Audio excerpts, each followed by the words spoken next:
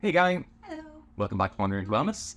You're our regular hosts, Ben and Lydia here as per usual, and today we have a very special guest, Ciara Turley, on What's in Your Basket. So Ciara is an online content creator, one of those folk who's found a specific specialty in educating people how to cook with great foods that help to support good health particularly. So we were really excited to meet Ciara and to see pick into what she's about and what sort of stuff she finds exciting inside a health food store. So Ciara, thank you very much for coming on. Thank you very much for having me. Well, I know a bit of your backstory, but I'd love you to give us a bit of a way. How did you end up kind of here at this point? Not necessarily on one of your 12 podcasts, but at this point where you're educating people around gut healing. Where did that start? So I suppose, the whole thing around gut healing for me has been ongoing for years. So I kind of during my 20s would have suffered with what every doctor would have just said was IBS. Yes. That old chestnut. Yes, that old chestnut. And kind of spent a lot of time, trying to figure things out myself and, suffering a lot with digestive discomfort, bloating, just generally feeling exhausted. I moved to Australia when I was 29. Okay. They have a huge focus on health and well-being in Australia.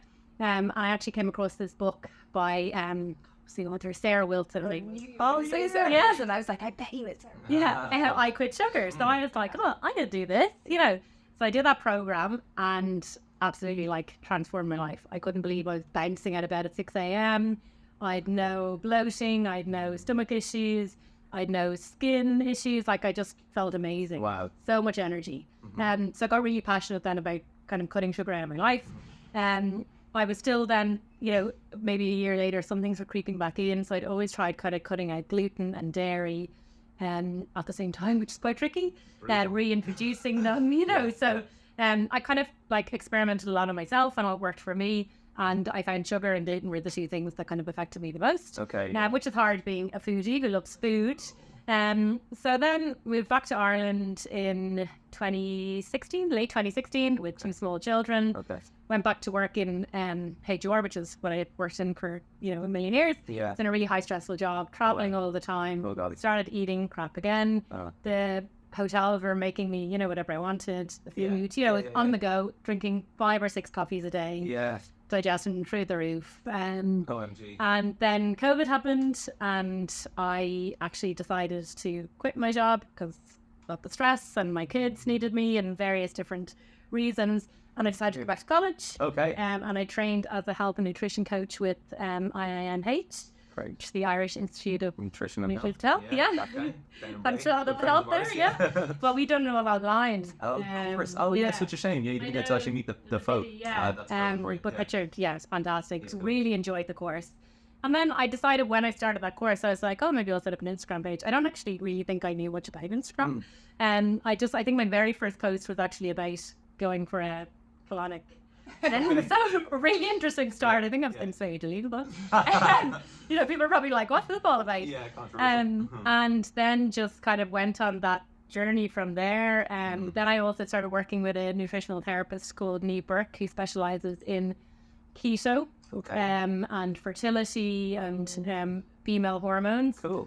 I did her course, was really passionate that I found that actually low carb really suits me. So you're cutting out sugar and gluten. Yeah. But I think keto had a really bad rep. I ate tons of vegetables and nuts and seeds and healthy oils and meat and fish. It's a really varied diet. And I followed that for quite a long period of time, and I still do bouts of keto. Because I just find it's really good for inflammation. Yeah, as a sort of a reset when things are getting out of control. Cool. Absolutely. Now the way I suppose I'd eat carbs, when you're strictly on keto, you're not eating, root vegetables and a lot of fruits and things like that. So, my diet would be very low in carb anyway, but I at the moment would be eating root vegetables and potatoes and sweet potatoes and different types of fruits and things like that. So I'll do different bouts where I'd kind of cut that down. And then, I think my page just kind of evolved from there. I just kind of share what has worked for me. And, I'm just passionate about helping people reduce their sugar levels. Sugar is just so inflammatory for most people. When I eat a lot of sugar, literally my body pops up. My rings are too tight. My skin's kind of irritated. It's a really strong reaction. It's not often you hear people are as reactive as that to it. That's, it's kind of good in a way because it means you're I know I'm on the wrong path. Yeah. But brutal because life, right? Yeah. And it wouldn't be necessarily like I'll have a dessert and that will happen. It would be if you had a build. So at Christmas, say I just decided to just go hell for leather and like, or holidays. Yeah. You know, you go on a holiday and I'm going to have some desserts. I'm going to have, and by the end of the holiday, I feel horrendous. Okay. So I try to limit it to the last few nights. Yeah. We were in Mexico recently with my husband. Oh, cool. Amazing. For our 10-year anniversary, Cancun. Oh, amazing. You know, like it's these high on the bucket list. luxury resorts. We were actually there for our honeymoon 10 years ago. Oh, wow. And I think I lasted till day 4. And then I was like, yeah, give me the mojitos and creme brulee thing. But like I went home literally feeling like a puffer fish, you know. Wow, yeah. Okay. And how quickly did it take you to reset when you got home? Not long, a few days. So a few days I'd go back to my kaffir milk, taking my apple cider vinegar before I eat, drinking loads of water, taking my supplements, and my fasting. So fasting is a really big thing for me to give your digestion a break. Yes. So if you're somebody that struggles with digestive issues, a lot of the time, I mean, you go to bed at night because your body needs rest to, revitalize, re-energize. And it's the same with your gut. Your gut needs a break. It doesn't need to be working all the time. And most people, most people don't give their system a break. I know it. Yeah, and I think you don't even know, like, when I got to know you better and you started kind of introducing me to the idea of intermittent fasting, I think I had a notion before then that the fasting had to be like, days of not eating or like hours and hours and hours of not eating. And then when I realized like you can just eat your dinner at 6 and then eat your breakfast at like 8 and you've done like a huge fast actually. Exactly. Yeah. And that's just quite normal. It's just that we got into the habit of snacking. Yeah, exactly that. That's what's thrown. But eating at night, like a lot of people would eat well up until like say 9 or 10 at night. I'm kind of awful terror for this, unfortunately, which means I have to fast quite late in the day to catch up. But it's still not ideal because you should not be going to bed with food really in your stomach at all. And I really felt it last night. So I was saying to you downstairs, I had a stomach flu situation a couple of weeks ago, and my body's only really coming back to the point of really consuming food. I would consume a lot of food when I eat, and quite happily with no digestive issues. I'm very lucky, but this kind of has changed things. It's made us much more sensitive. And so last night I made this lovely Mexican thing, made a big tray of it, thinking, I'll have half of it tomorrow and half of it today. First course was finished by like 8, something like that, and usually bed 10, half 10. So I'm like, great. Just after 9 o'clock, I got up to go and do the washing up. And I was like, the other half tray was there. How are you going to do the half tray? I ruined it. I went to bed going like, and there was lots of beans and lots of this is the worst thing. Totally threw the baby out the bathwater. So now this is my first mouthful, was just before we got here, and I'm beginning to feel normal again. But it makes such a difference, the timing of it in the day, I think, as well. It's huge. Yeah. You can feel it, everything's wild. I really can. I'm really affected by that eating late at night thing because I can, especially in winter, it gets dark at 4. I'm starting to wind down for bed. Like I can feel it. Everything in my body's winding down. And so then to put a massive big meal in then, my body's just like, no. And depending on what you're eating as well, because if you're spiking your blood sugar, and then you're going to bed a couple of hours later, it's going to disrupt your sleep as well, and you're going to wake up at 2 or 3 in the morning and not be able to get back to sleep. Exactly that. The same with caffeine. Like I will not have a coffee usually after 1 o'clock. Oh, ditto. I know. We're just right on the edge. When did you record this podcast? 5 to 1. Right on the edge. But I mean, I never understand when you go out for dinner and people have a coffee at like 8 o'clock at night. I'm like, I would not be able to sleep. It's such an interesting thing. I mean, like we were just actually learning on Monday that, without getting too segued into this, but like, so there is a country in the world that has the highest proportion of coffee drinkers or coffee consumption per capita. Can you just have a wild guess? Where would you say it is? Italy? That's what I would have thought. It's in Finland. Oh. But and it's crazy because it's an average of 6 espresso shots per person per day. Wow. And that's including the children, on the edge. I go beyond it. To have one, I would die. Yeah, but I think it's got a lot to do with that darkness situation and the adenosine relationship to coffee and the adenosine relationship to light and dark. I wonder whether it's just like the body's like constantly, it's actually bedtime, even though it's midday. Yeah, so I'm just fighting that. I wonder. Anyway, so sorry, mild segue. That's very exciting and interesting to think about, though, isn't it? Yeah, it is fascinating, that relationship But between. your whole circadian rhythm must be completely off in Finland. I would have thought so. Yeah. I mean, People have lived there for I know forever. It's such a rabbit hole. Yeah, there's so much to talk about. But speaking about your kefir situation, let's talk about that, because you were saying, so you came back home and you started resetting with kefir is one of those things. You make your own kefir, is that correct? I do, yes. Beautiful. So we picked out a kefir from the shelves, which we really like. This is Blake's Organic, whoopsie daisy, Blake's Organic Kefir, made up in Drumshanbo, place of the part of the world that's very close to my heart because we used to farm near there. I but yeah, tell us later. People yeah, people have a weird idea of kefir. They're kind of like, is it soured milk? You know, is it fizzy milk? What is it? It is an acquired taste, but I think once you get used to it, you really like it.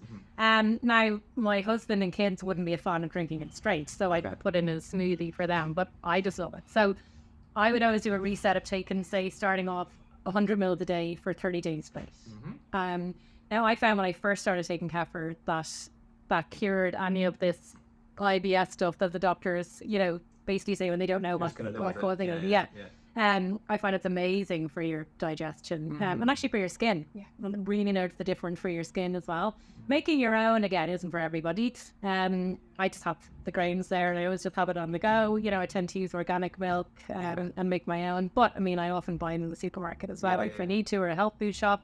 When did you start making kefir? Who introduced you to it? Who gave you your grains? It was Neve. Fun. Yeah. So good few years ago now that I started making my own. So I would have had it before then. It wasn't as readily available. It's more available now. It was in Australia, actually. But a lot of the time they were mixed in with things or sweeteners or flavoured. Like I do just like a plain on its own. But like I say, you can make it into a sweet yourself or actually during the summer made like jelly, like ice pops. Oh, nice. Yeah, lovely. Delicious. Yeah, lovely with cacao as well. Yeah. So it's so easy to and you can use it in baking instead of buttermilk. Totally. You know, it's great. I think it's really key as well what you said is giving the recommendation of the amount, because a lot of people that I talk to have been like, oh, I'm going to start kefir, like I'm going to start probiotics, and then they just poof it in. Yeah. And I'm like, oh, no, you can't just start. It's not like more is more here. It's a really small introduction. And it actually can make you feel worse breathing better. Definitely. For a lot of people, it can upset, you know, the bacteria, because you're feeding the good bacteria in your gut. Yeah. But straight away, like your microbiome's like, what is this? So it can, you know, cause like issues for people. You know, can get bloating or a bit of, you know, discomfort, or it can affect your bowels and stuff. But I mean, that generally regulates out after a week or two.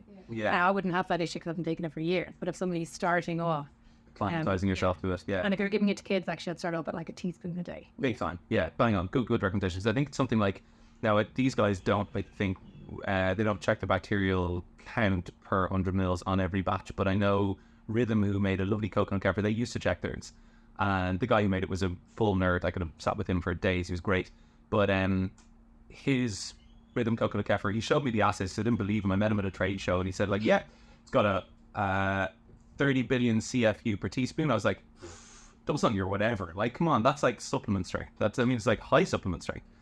And then he showed me the assay. It was like 30 billion CFUs per teaspoon. So it's like a capsule in a teaspoon, and like a strong capsule in a teaspoon. It's also much more diverse than most of the capsule versions of probiotics are going to be. You got lots of yeast, and they're very complex. Like, it's a super thing. I love it. I love the history of it. I love the fact that it has to be passed from one person to another. I love the whole idea of it. And it's such like culture, community. It's posted grains to random farmers. I love it. Yeah.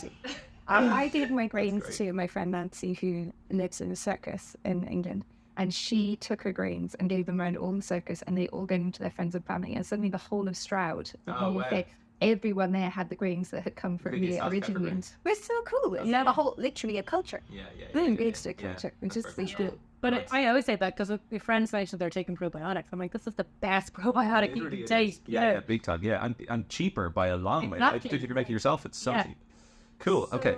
Next thing you mentioned was as a morning thing, you probably cider vinegar. Yeah. How do you use that? Why do you use it? So I find that my blood sugars were really off as well. So that was something that I was monitoring and checking myself with regards to when I was doing the keto diet. So I bought like a little blood monitor. You know, it's pretty big where you can check your blood glucose and your ketones.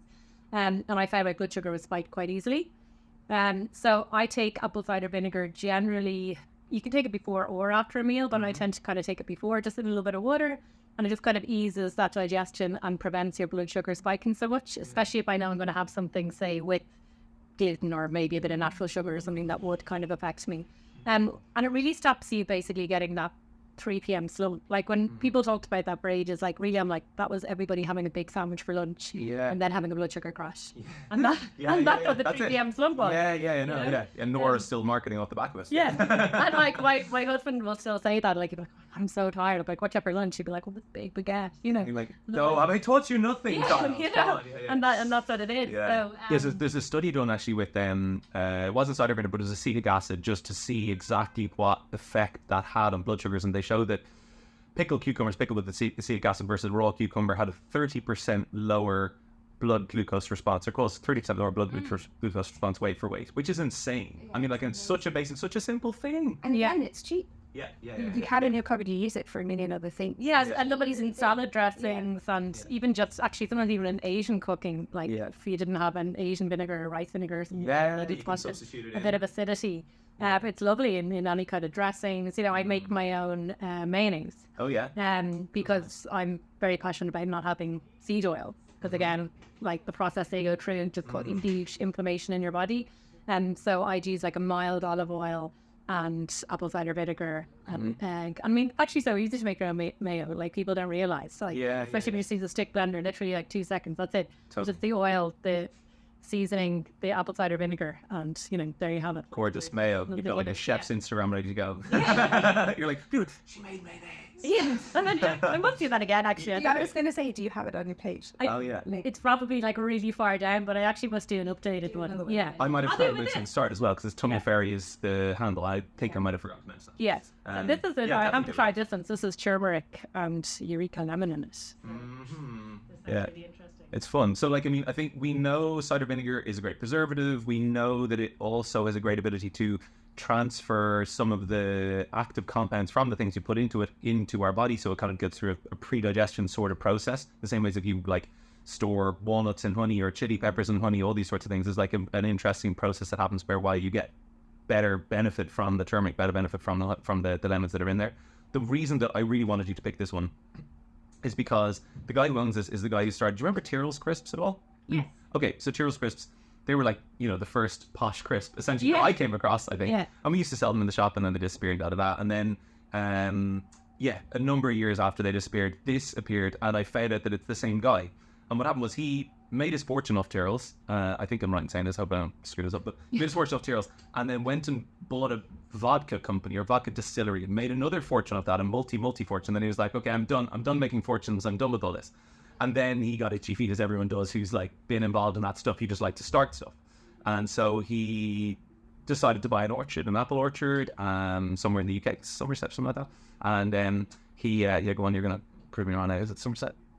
Tell me it's Somerset. Anyway, but he found out basically that within the cider vinegar industry and the cider vinegar making industry, they all speed up the process of acetylation, which is that process of developing acetic acid.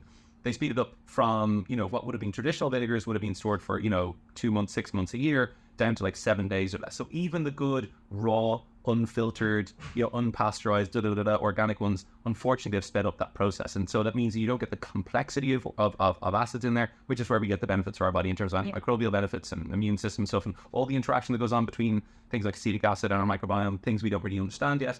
But essentially he was like, okay, screw that. I've got all the money in the world and all the time in the world. So he leaves his apples to sit and make the vinegar for 2 months. So it's a totally different process. So you end up with this really lovely appley flavor, like I was saying downstairs, much less like hardcore vinegariness, and just a much better thing for your body, really. So yeah, anyway, that's my plug for that one. Try it, yeah. I hope you like it. Yeah, next time. I really like the pack. Isn't it beautiful? It's really nicely done. Nice. Yeah, it's smart. Yeah, cool. Where are we going next? There's this thing that you seem to be really passionate about. Oh, yeah. I'm really excited about because no one's talked about this on our podcast yet.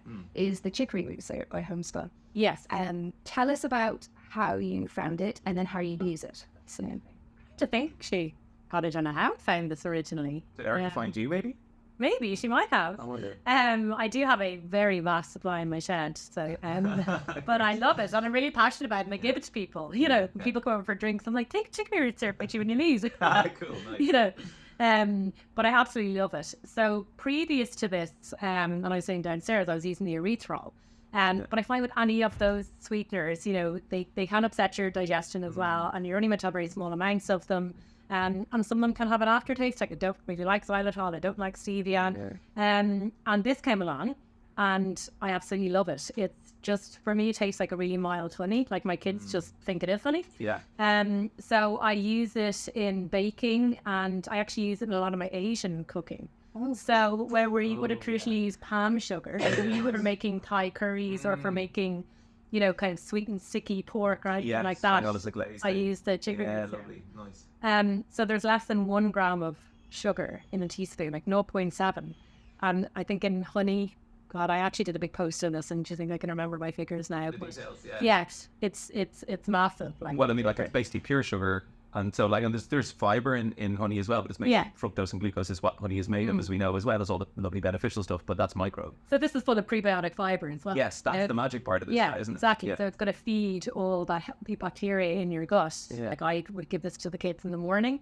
So if I am making a smoothie, say with the kefir, I'd normally put in kefir. I'd put in a little bit of protein, maybe some berries. So I put in a little bit of vitamin D, and the kids magnesium, and then some of the chicory syrup. And children will not know for 30 years what a fund you put in sport. Like, I've literally funded your 40-year-old health. That's what's happened there, yeah. The odd time, maybe a bit of avocado or spinach, but, depends how they're feeling about it. Something like green, Mum. Is that green? No, it's just the sunlight. It's like Blueberries, loads of blueberries, make it purple. But they love this, even just on, I regularly just make them banana and oat and egg pancakes. Yeah. And then this drizzle on it. That's great. And then this week alone, actually, I've been doing loads for a Christmas series. I use this for my ham glaze.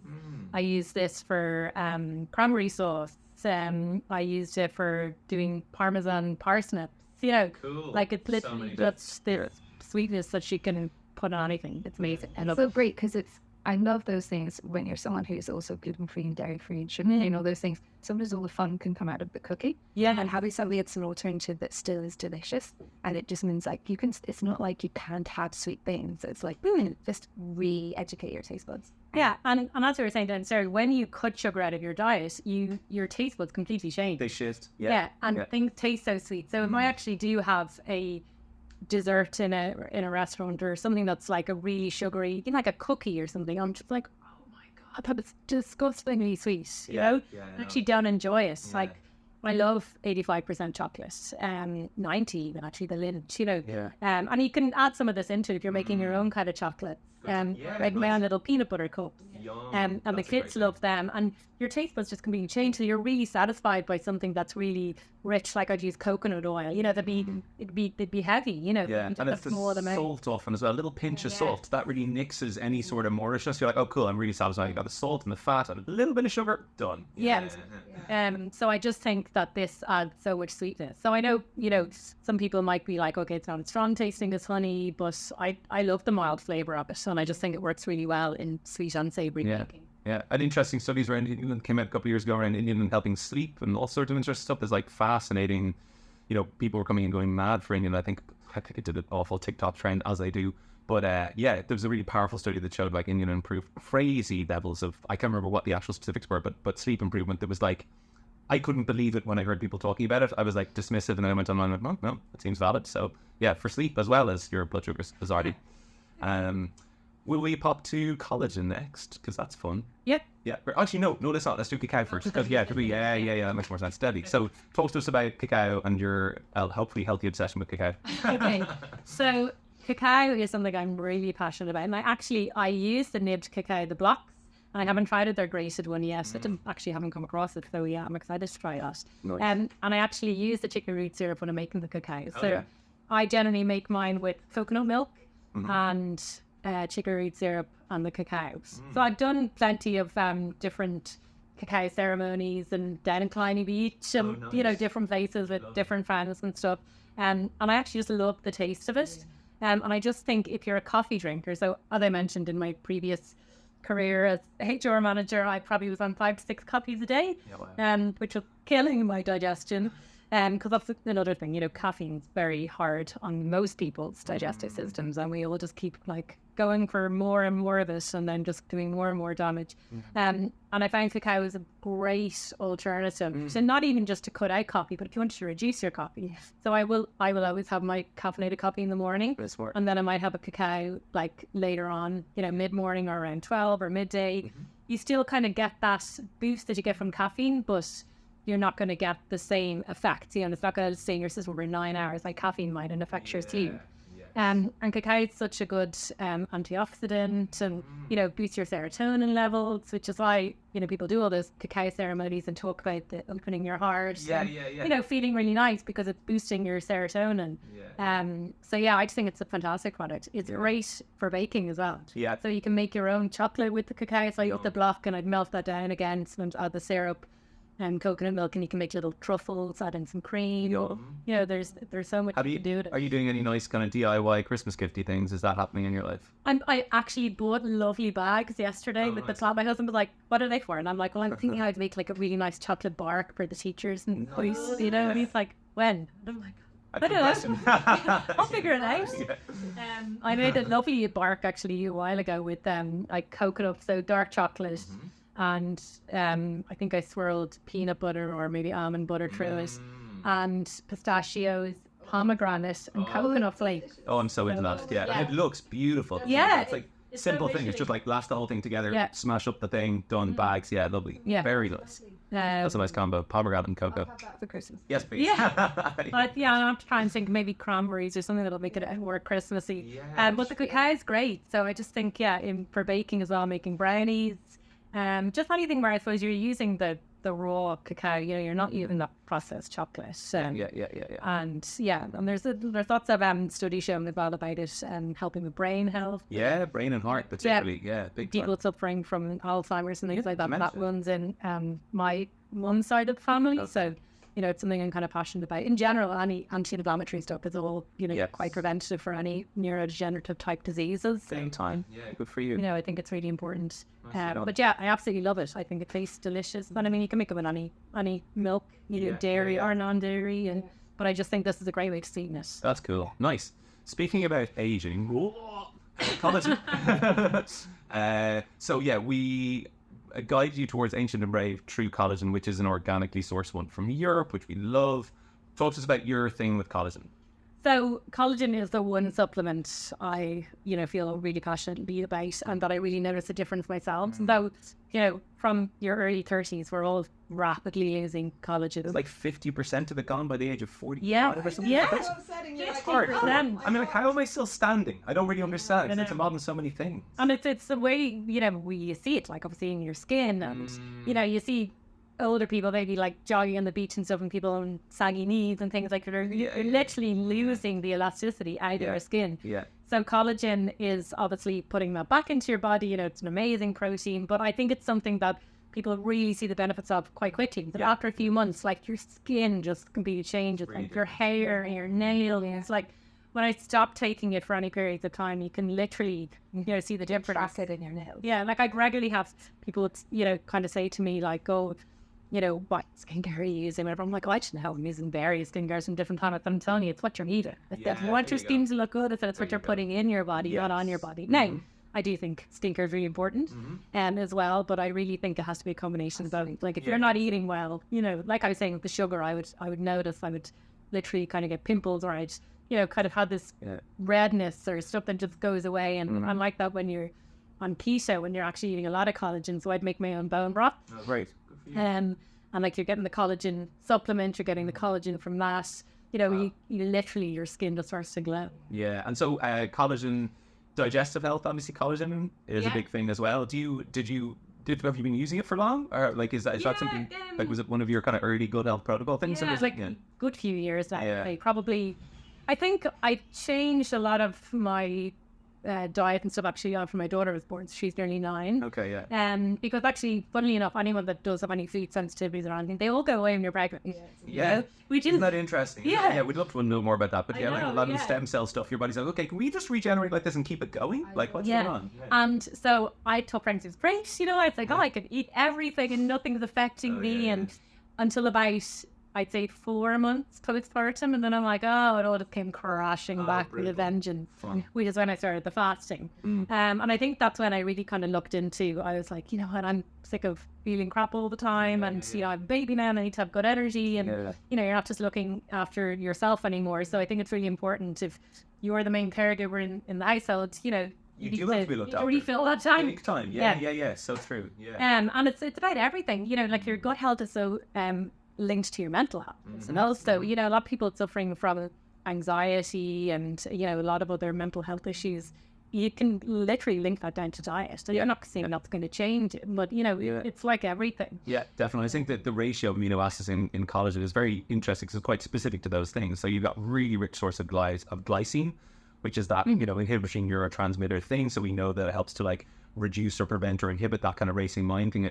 works against those awful things that we have in, you know, MSG or glutamate rich foods, those sorts of things that are, you know, flavor enhanced to make us eat more of them. So it's a great way to help people to like calm down, you know, anxious racing mind at evening time, as well as healing the gut. And that gut brain thing, we just don't know what's going on in there. I mean, like we've talked about it lots. The research has been going on for ages down in Cork. What is it? Ted Dine and Michael Cryan, the psychobiotic revolution stuff. And there's loads there, but I don't think we're ever going to understand. This is a black box, and we can feed lots of little bits in, but I think you only really know yourself when you're trying it yourself and you feel the response. I think that's like whatever studies you read, it's like collagen is one of the things, like you say, you actually notice the difference with, which is great. And I mean, you need it for your joints and your bones, you know, as you're aging. So it's all about promoting healthy aging, as in, you know, disease prevention and feeling, you know, everybody wants to be able to run around with their grandkids and, you know, and be energetic. And, you know, actually I always think is Richard, who the lecturer in college, you know, like he's like hiking mountains and I'm like, he's, you know, amazing. And he's such a good example of, you know, you are what you eat. And isn't he? had been talking about fasting at the time, and I think he said he fasted for 5 days just to experiment and see how long he could fast. And, you know, really interesting about kind of practicing what he preaches. Yes, very much. But yeah, I think that the collagen is just, it's a fantastic supplement. I just think, you know, for anyone, for prevention. And it's funny you were saying that about the brain and gut connections. Like, people can understand it when it's in a negative way. So if you think about it, if you're nervous about something, you know, or you're worried about something, a lot of time people would like literally have like butterflies in their stomach or pain in their stomach, or, you know, it might affect their bowels or whatever it may be. And then people don't think there's a connection between your gut and your mental health, you know. So I always just think, like, if you're eating processed crap food and you're feeling crap mentally, you know, you're going to be exhausted, you're going to be tired, you know, I really think what you're eating affects your mood. It's tricky, because I wish there's something obviously in the human nature and the framework of our makeup that makes us reach for the things that aren't great for us to fund those, you know, those sorts of longer term things. There's something short termist built into our system that makes us go, get that now. But it's based on, I suppose, the idea that like resources used to be scarce. There used to be this thing where like, okay, I'm going to eat all of those avocados off that tree because, you know, they won't be good again in another 3 weeks. But now we have all this stuff. It's available all year round. So we have like the application of self-control, the application of like our own version of, you know, seasonality to the types of things we eat, and short-term indulgence and longer-term less indulgence. Like, this is the stuff that really takes work. And I think, like what you're doing is great from that point of view, because I think giving people the sense that it's not, you know, it's not a sacrificial thing. It can be fun. It can be and should be like indulgence insofar as you should like get to do something that you enjoy, i.e. like develop this lovely skill and this habit around creating food and enjoying it and sharing it. I think that's really powerful. So I think what you've done and what you're doing online is that's why we wanted to have you on, because it really, it's like, it's shown us something that's really really positive as a template for people. So fair dues. Well, thank you. Well, like, I love food. So like, for someone that has a lot of food sensitivities, I'm like, you know, I'm like, I love food, all food, you know.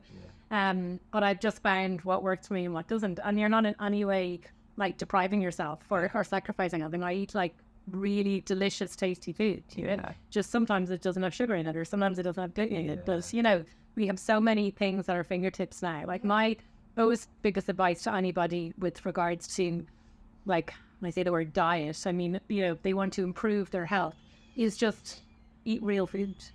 So stop eating things out of a packet. It's the Michael Pollan thing: eat food, not too much, mostly plants. You know, like, it's so basic, but like, just apply that in a general way and that'll mostly work out for you. It's like when people talk about gluten free, I'm like, most food is naturally gluten free. So stop eating stuff out of packet. Can't do that. Listen, thank you very much for coming on. This has been a great chat. I could talk to you all day about all these things. I'd love to pick into like effort podcasts, etc. But yeah, it just remains just to say thank you very much for watching or listening, guys. Please post your comments and like and subscribe, and come and find the Tummy Fairy on Instagram. Are you on any other channels as well? Getting there. TikTok and YouTube and Facebook. But look, I'm getting there. I'm working on a website as well. Lots to come. Okay, stay tuned. Okay, so, and thanks to our sponsors, Clearlight Saunas, beautiful infrared saunas. If you want to buy into the thing that we all know is great for us, which is that infrared light, that thing you get if you're out at dawn, if you see first thing in the morning and you're exposing your sun, you're 70% of your body to that every day, then great, maybe you don't need a Clearlight sauna. But if you aren't, which is unfortunately pretty much universal, I think, there's a time to think about clear light saunas, and they're like fully guaranteed for life. It's a big investment, but for me, I bought one. It's my health insurance policy. It's how I look after myself, and it's also a huge indulgence. A bit like this thing with what we just discussed is like, it doesn't have to be sacrificed. Like, health should be something you could like run towards. It should be magnetic. So clear light saunas, come to us, get codes and more information, etc. And also thanks to us for making our own clothing brand, our organic cotton clothing, Wandering into Wellness, from the wanderingintowellnessproject.com, where you'll find our carefully, consciously curated clothing collection, capsule clothing collection, even including things like this beanie. We just got a few left if you want to hop online before they go, because it is seasonal, like everything else should be. And when it goes, it is fully gone, and we will be thinking about what we do next, but it will not be the same clothes as we have on our body now. I think that's really it, isn't it? That is it. That was an unbelievably complete roundup. I have nothing to add. And yeah, so exciting to have a gut health one. Yeah, exactly. Perfect time of year for the gut reset. Absolutely. Yeah, nice one. Thank you. Cheers, guys. Bye.